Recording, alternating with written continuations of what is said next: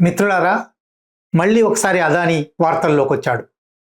స్విట్జర్లాండ్లో తీగలాగితే అదానీ డొంక కదలడం మొదలైంది. ఏమిటిది? స్విట్జర్లాండ్లో 2021 నుంచి కొత్త వ్యవహారం కాదు, 4 సంవత్సరాల కింద ఆ దేశంలో సాగుతున్న money laundering and securities forgery investigation అనే ఒక దానిలో భాగంగా 6 స్విస్ బ్యాంకులలో ఒక వ్యక్తికి ఖాతాలున్నాయి.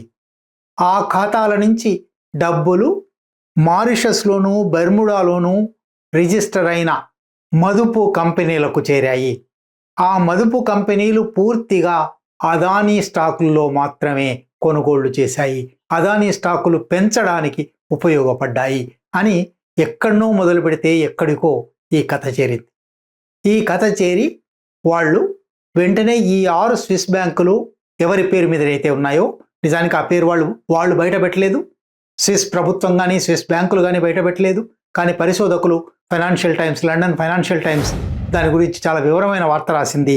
చాంగ్ చుంగ్ లింగ్ అనే తైవాన్ వ్యాపారస్తుడు, తైవాన్ పెట్టుబడిదారు. ఈయన పేరు ఇదివరకు కూడా వచ్చింది. 2023లో హిండెన్బర్గ్ మొదటిసారి అదానీ రిపోర్ట్ బయట పెట్టినప్పుడు, అదానీ గురించి, అదానీ చేసిన అక్రమాల గురించి నివేదిక బయటకు వచ్చినప్పుడు ఆ నివేదికలో ఈ చాంగ్ చుంగ్ లింగ్ పేరు వచ్చింది. చాంగ్ చుంగ్ లింగ్కు విక్రమ్ అదానీకి, గౌతమ్ అదానీ వాళ్ళ అన్న విక్రమ్ అదానీకి ఉన్న సంబంధాలు బయటకు వచ్చాయి. ఇప్పుడు మళ్ళీ ఆ చాంగ్ చుంగ్ లింగ్ పేరే వచ్చింది. ఆ చాంగ్ చుంగ్ లింగ్కు ఉన్న 6 అకౌంట్ల నుంచి బెర్ముడాకు, మారిషస్కు డబ్బులు వెళ్ళాయి. అక్కడి నుంచి మళ్ళీ అదానీ కంపెనీలోకి వెళ్ళాయి. అందువల్ల ఈ 6 అకౌంట్లను, 6 స్విస్ బ్యాంక్ అకౌంట్లను ఫ్రీజ్ చేయాలి, స్తంభింపజేయాలి. అందులో $310 మిలియన్ ఉన్నాయి. అంటే 2600 కోట్ల రూపాయల పైన ఉన్నాయి. వీటిని ఫ్రీజ్ చేయాలి అని స్విస్ ప్రభుత్వం ఎప్పుడో నిర్ణయించింది.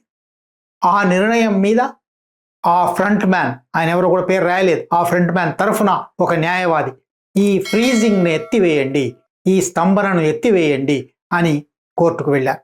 జెనీవా పబ్లిక్ ప్రాసిక్యూటర్ ఫ్రీజింగ్ను ఎత్తివేయడానికి వీల్లేదు అని వాదించారు. ఫెడరల్ క్రిమినల్ కోర్టులో ఈ విచారణ సాగింది. Office of the attorney general of Switzerland, OAG అంటారు, అది కూడా ఈ విచారణ జరుపుతున్నాము, అందుకని ఈ ఫ్రీజ్ను ఆపివేయాలనే అప్పీల్ను అంగీకరించకూడదు అని అంది. అందువల్ల ఫెడరల్ క్రిమినల్ కోర్ట్ ఫ్రీజ్ను ఎత్తివేయలేదు, ఫ్రీజ్ సక్రమమైనదే అని చెప్పింది. ఈ వార్త స్విట్జర్లాండ్కు చెందిన గోథమ్ సిటీ అనే ఒక పత్రికలో చాలా వివరంగా అచ్చయిన తర్వాత సెప్టెంబర్ 12న హిండెన్బర్గ్, ఇదిగో మేము ఎప్పటి నుంచో చెప్తున్న విషయాలు వాస్తవమే అని మరొక రుజువు దొరికింది చూడండి అని ప్రకటన ఇచ్చారు. ఆ ప్రకటన తర్వాత అదానీ కంపెనీలు కూడా భారతదేశంలో ఒక ప్రకటన విడుదల చేశాయి. స్విస్ బ్యాంక్ ఇచ్చిన ఆర్డర్లో ఫ్రంట్ మ్యాన్ ఆఫ్ అదానీస్ అని పత్రికలు రాస్తున్నాయి, కానీ ఆ ఫ్రంట్ మ్యాన్ పేరు రాయలేదు, మా పేరు రాయలేదు, కాబట్టి మాకు సంబంధం లేదు, ఇదంతా అబద్ధం, ఇదంతా ఊహ అని అదానీ కంపెనీల ఖండన వెలువడింది. అయినప్పటికీ ఇవాళ ప్రపంచంలోని వాణిజ్య పత్రికలన్నీ అదానీ ఫ్రంట్ మ్యాన్ స్విస్ బ్యాంకులలో అక్రమ ధనాన్ని నిల్వ చేసి ఉన్నాడు, ఆ అక్రమ ధనం తప్పనిసరిగా అదానీ గ్రూపుకు చెంది ఉంటుంది, ఎందుకంటే అదానీ స్టాక్స్లో మాత్రమే అది పెట్టుబడి పెట్టింది అని రాస్తూ ఉన్నాయి. స్విట్జర్లాండ్ ప్రభుత్వం తీసుకున్న ఒక చర్య వల్ల ఇది వాళ్ళ బయటపడింది, కానీ ఇది భారతదేశంలో జరిగాయి కాబట్టి, ఈ గడ్డ మీద ఈ అక్రమాలన్నీ జరిగాయి కాబట్టి, ఇక్కడ ఏదైనా ఒక నియంత్రణ సంస్థ, ఏదైనా ఒక బ్యాంక్, ఏదైనా ఒక ప్రభుత్వం వీటిలో దేన్నైనా బయట పెట్టుండే అవకాశం ఉంది. బయట పెట్టలేదు, బహుశా పెడతాయనే నమ్మకం కూడా లేదు. భారతదేశం నుంచి అక్రమ ధనం విదేశాలకు వెళ్ళి మళ్ళీ అక్కడి నుంచి తిరిగి లాండరింగ్ జరుగుతున్నది, రవాణా జరుగుతున్నది.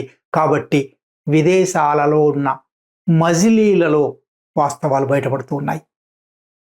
ప్రయాణం ప్రారంభించిన దగ్గర వాస్తవాలు బయటపడడం లేదు, అవి చేరుతున్న గమ్యం దగ్గర వాస్తవాలు బయటపడడం లేదు.